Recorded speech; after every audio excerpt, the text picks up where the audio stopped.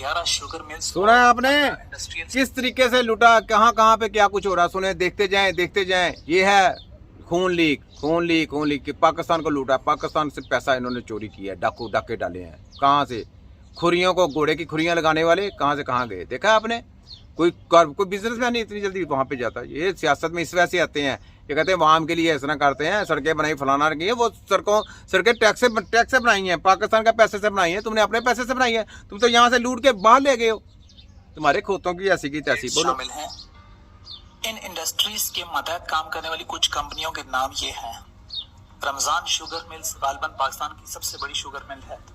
Ramzan energy limited, Sharif agri farms, Sharif poultry farms, Sharif dairy farms, Sharif feed mills, Ramzan sugar cane development farm, Mehran Ramzan textile, Ramzan transport, Ramzan Bakhsh textile mills, Mohammad Bakhsh textile mills, Chaudhry sugar mills, Ittefaq foundry private limited, Adeebia engineering, Khalid Siraj industries, Ali Haroon textile mills, Hanif Siraj textile mills, Farooq बरकर private limited, Abdul Aziz textile mills, Barkat textile mill, Sandal Bagh textile mill, Haseeb Waqas rice mills, Sardar board and paper mills, model trading house private limited, Haseeb Waqas group, Haseeb Waqas sugar mill, Haseeb Waqas engineering, Haseeb Waqas farms limited, Haseeb Waqas rice mills, Hamza port mills, Ittefaq brothers private limited, Ilyas enterprise, Adeebia paper mill, brother steel mill, brother textile mill, Ittefaq textile units, Khalid Siraj textile mills. इन सब के अलावा UAE में भी एक steel mill है।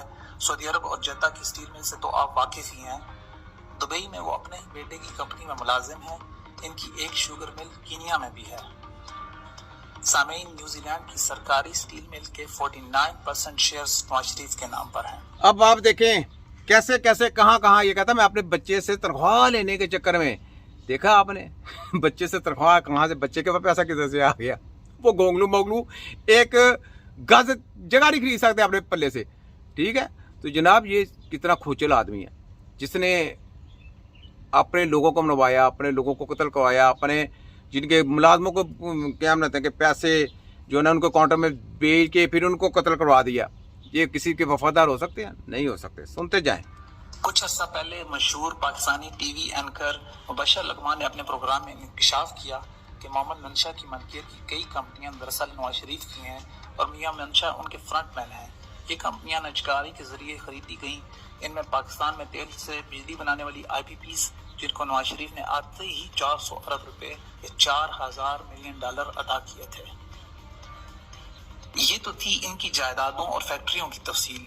इसके अलावा नकद रकम जो दुनिया भर के मुख्तलिफ बैंकों में, जिनमें Swiss bank, city bank, Saudi bank और अमाराती बैंक शामिल हैं, बिलियंस या ट्रिलियंस के हिसाब से पड़े हुए हैं, जो कि एक मुताद अंदाजे के मुताबिक 800 खरब के लगभग है। लो कर लो कर, सुन लिया सामीन, ये थी शरीफ खानदान की नाजायज जायदाद की छोटी सी तफसील। नाजायज जायदाद की छोटी सी तफसीलात, ठीक है।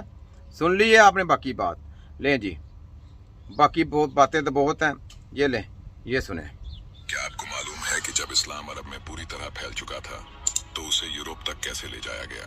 सुने। इस्लामिक दुनिया में बहुत से जांबाज पैदा हुए हैं। उन्हीं में से एक था सुल्तान तारिक बिन ज़ियाद। ये है सबसे पहले यूरोप मुसलमानी कमांडर कदम रखा था। उस समय अरब से यूरोप जाने के लिए बीच में समुद्र का रास्ता तय करना पड़ता था। वो चंद कश्तियां और कई हजार लश्कर के साथ अरब से रवाना होते और सबसे पहले स्पेन में कदम रखता है। तारिक बिन ज़ियाद जब स्पेन पहुंचता है तभी वो अपनी सारी कश्तियों में आग लगा देता है। वाह क्या बात है। कोई सिपाही यहाँ से भाग नहीं सके। हाँ जी, देखा है, यानी कोई भाग ना सके, लगा दी आग कि भाई यहाँ पे जंग है, यहाँ पे शहादत की मौत है, डट जाना, ये नहीं देखना कि यहाँ से वापसी का रास्ता लेना। तो ये होती है मुसलमानी कमांडरों की, ये है मिसाल। ये होते हैं, ये खोते कच्चे चच्चे नवाजू शबाजू, ये क्या करेंगे? ये कुछ नहीं कर सकते। ये सिर्फ पाकिस्तान को लूटते हैं, ये गद्दार हैं, ये बेसिकली टाउट हैं उनके। अपनी सेना से कहता है कि हम जहाँ भी जाएंगे या तो हमारी कब्र बनेगी या हमारा परचम लहराएगा। ठीक है, तो ये बात है, उन्होंने परचम लहराया बाहर जाके अपना पूरा। तो पाकिस्तानियों, मेरा ख्याल है कि मैंने ना बहुत अच्छा पोस्टमार्टम कर दिया है, टका के किया जो भी करने वाला है। तो इसको एंड पे लेके आते हैं। ये देखें, ये है जिसने आपकी तलीमें खराब की, मैं प्लीज बताने वाला, जिसने गुमराह किया पूरी दुनिया को। पूरे का निजाम तलीम चेंज किया। चेक करें, लॉर्ड मकाले, गूगल पे चेक करें। दुनिया को गुमराह करना तो अपनी तलीमों के पीछे लेके। ये लंदन का है, यहूदी है। देख रहे हैं आपके कंट्री के आपके अपने लोग ही, देखें कहाँ दारों में कहाँ छुपे हैं, वो आपके साथ गद्दारी हो रही है। तो ये जनाब सारा इनका साथ। मैं इस वजह से संभाल के रखता हूँ, क्यों कहता हूँ, आगे सुने।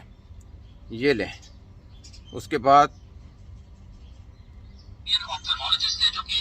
ये देखें, को देख भी रहे थे, उन्होंने भी ये बताया कि इन मरीजों की बिनाई वापस आना बहुत मुश्किल है, वो कोशिश कर रही है। अच्छा, आपने क्या करना है, इनको जिनकी गई है बनाई, उनको इंशाअल्लाह इनकी वापस आ जाएगी। ऐसे इंजेक्शन लगाया जिनसे बनाई चले गई, इनकी बनाई वापस अभी वापस आ बनाई इंजेक्शन लगाया जिससे उनकी बनाई चलेगी। मुझे ये बताइए, ये माफी है कि नहीं माफी है? तो यहाँ पे भी मैंने कहा था, मैं कहा जिनकी बनाई गई है वो वापस आ जाएगी, लेकिन इनके ऊपर मजीद तजर्बा ना करें। ये देख ले पुरानी वीडियो मेरी। कचरों ने, इनको कचरों को पता ही नहीं है कि इंजेक्शन क्या करता है इंसान का, इनको नहीं पता। स्टडी नहीं है ना इनकी स्टडी कचरा है, सिर्फ किताबों की डेड बॉडी की स्टडी है। तो इनको पता ही नहीं है कि बेसिकली बात क्या है, कि आंखों की बनाई वापस कैसी आती है। ये एक सिस्टम है, उस सिस्टम को जितनी देर तक अंदर से सेट नहीं ना करेंगे, उतनी देर तक आंखों की बनाई वापसी नहीं आती, याद रखना। ठीक है, ठीक है। तो इस वजह से ये ले, मैं क्योंकि अब टाइम कम है, जल्दी जल्दी जरा करना है। नबी के नारे लगाए, ये ले। तिब्बे नबवी जिंदाबाद, तिब्बे नबवी जिंदाबाद। हम क्या है यार, कुछ भी नहीं। बुलबुला ऐसे हवा निकलती ना गुब्बारे से, ऐसे वो क्या। आगे आगे ये ले, ये सुने, नहीं ये